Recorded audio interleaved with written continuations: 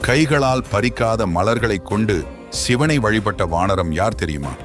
கிஷ்கிந்தையின் குரங்கு அரசனான வாலி மகரிஷிகளின் சாபத்தால் துன்பமடைந்தான். தன் தவறை உணர்ந்த வாலி சாப விமோசனம் பெற சிவபெருமானை வழிபட எண்ணினான். அப்பொழுது காஞ்சிபுரம் அருகிலுள்ள, அதாவது தற்போதைய தூசி கிராமத்தில் சுயம்பாக எழுந்தருளியிருந்த சிவலிங்கத்தை வாலி கண்டறிந்தான். பின்பு சிவனை வணங்கி சிவலிங்கத்திற்கு வாசனை மலர்களால் அர்ச்சனை செய்ய விரும்பினான். ஆனால் பூக்களை கையால் பறிப்பது சிவபூஜைக்கு ஏற்றதல்ல என்று எண்ணினான். அதனால் பூக்கள் நிறைந்த மரங்களை வாலி தன் பலத்தால் மெதுவாக உலுக்கினான். மரத்திலிருந்து தானாக உதிர்ந்து விழுந்த நறுமண மலர்களை கொண்டே சிவபெருமானுக்கு அர்ச்சனை செய்து வழிபட்டான்.